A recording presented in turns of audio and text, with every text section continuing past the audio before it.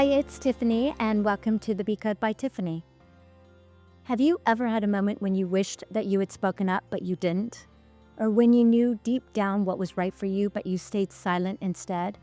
Maybe it was something small, like letting someone cut in line, or biting your tongue when the waiter brought the wrong order. Or maybe it was something much bigger, like staying quiet in a meeting, or avoiding a conflict in a relationship, or even not going after something that your heart really wanted. And that's what today's episode is all about, being bold. And here's the truth. Bold doesn't always mean being the loudest person in the room. It doesn't mean acting without fear. Bold means honoring your truth, even when your voice shakes. It means choosing yourself, even when it's uncomfortable. It means alignment over approval. And the good news? Boldness isn't just something you either have or you don't. It's a practice. It's a muscle. And the more you work it, the stronger it gets. This episode of the Be Code was brought to you by my upcoming book, How to Become a Bitch and Live Happily Ever After. In this book, I reclaim bitch as an acronym. It's not about attitude, it's about freedom. And inside, I take you deeper into each of these 5 pillars, expanding them into a full journey back to yourself.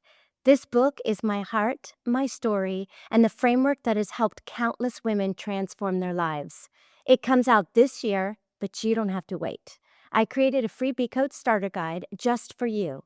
5 pillars, 5 practices, 1 powerful shift, so that you can start stepping into your bold, independent, tenacious, confident, and honest self, which just happens to be the best version of you. It's yours at blossomlifeco.com/Be Code Starter Guide. Download it today and start living your Be Code. Let's start with what boldness isn't. Bold doesn't mean being reckless, and it doesn't mean being harsh or loud just to be heard. It also doesn't mean pretending you're fearless. So often we think of bold women, we picture someone who takes up space with no apology, or someone who dominates a room, someone who doesn't care what anyone else thinks. But here's the thing, that's not always boldness. Sometimes that's just bravado or ego. True boldness is actually quieter, simpler, and deeper. Boldness is honoring your truth even when your voice shakes or you get those knots in your stomach.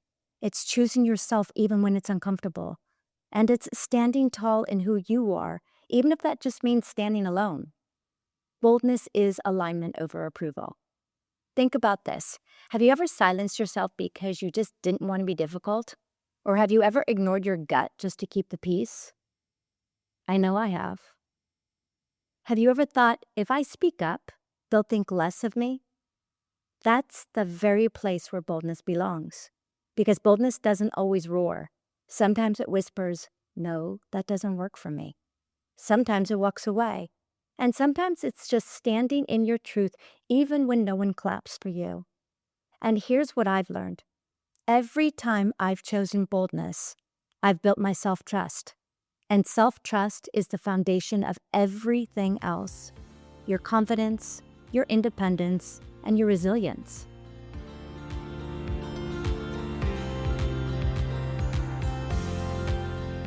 Let me share a story from my own life, a moment when boldness actually surprised me. When my daughter was younger, she had a volleyball coach who constantly belittled the team. He would tear them down, criticize them, and criticize every mistake, shame them into silence. He was a bully, basically. And I remember sitting in the bleachers watching these young girls shrink smaller and smaller under his words and insults. Their shoulders would be slumped, their spark dimmed, and my blood was boiling. And then something in me shifted. I couldn't stay quiet anymore. So I started cheering from the sidelines, and I started speaking life into them when he was tearing them down. So every time he tried to shrink them, I countered with encouragement. And he did not like that. And his glare showed me that. And at first it was uncomfortable. I mean, who was I to speak up against the authority of a coach? But the truth inside me was louder than the fear. Eventually, I was asked to step in and assist another team as an assistant coach, and I chose, of course, to move my daughter there. Now, let me be clear. I knew nothing about volleyball, but I knew about people, and I knew about encouragement. I knew about belief. I knew how to instill belief in others. I knew how to uplift others, and I was passionate about it. And you know what happened? Those girls started to rise. Their confidence returned. They played stronger. They smiled more. They believed in themselves because someone else believed in them. And you know what?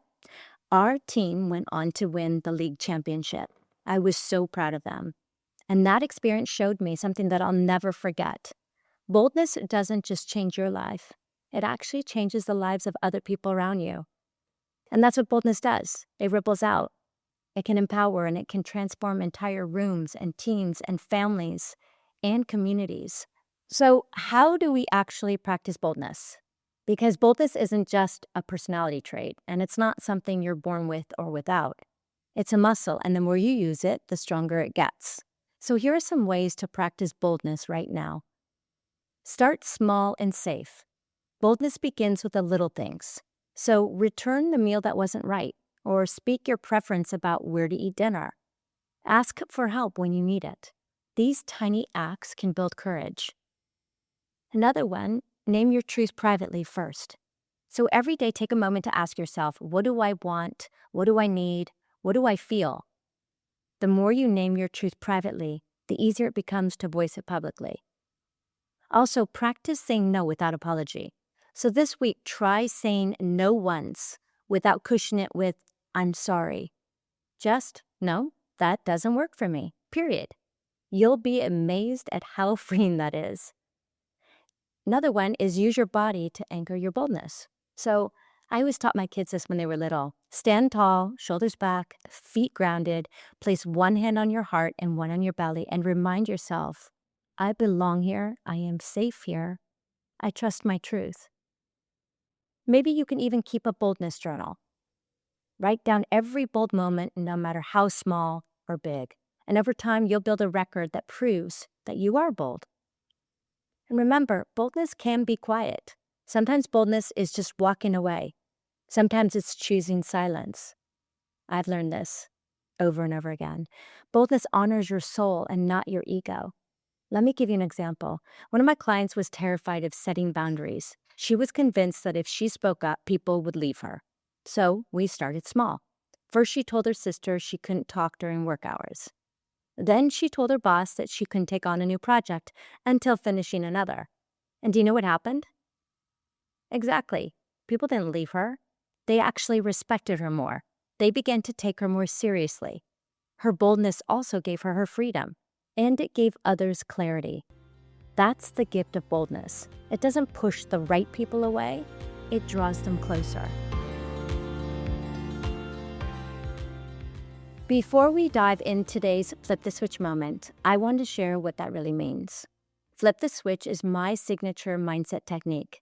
It's a practice that I use with my clients, and I use on myself as well. And I created it to help you instantly shift from a limiting belief to an empowering one. It's that split second when you catch yourself thinking something that doesn't serve you.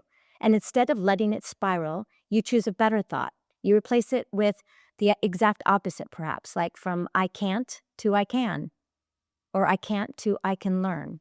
You replace I'm not enough with I am enough, or with I'm evolving.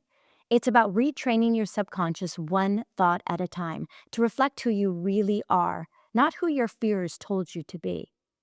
So as we go through today's episode, think of this as your personal switch, your moment to catch the thing that's been dimming your light and turn it into one that powers your confidence, your courage, and your truth.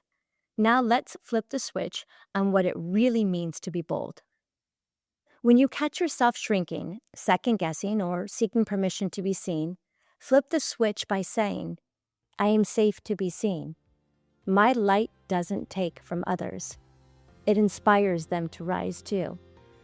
And then take one bold micro action in that moment. So speak up or share your truth.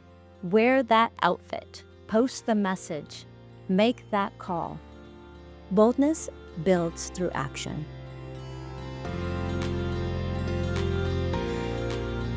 My intention for you is that you remember the woman you were before the world told you to tone it down.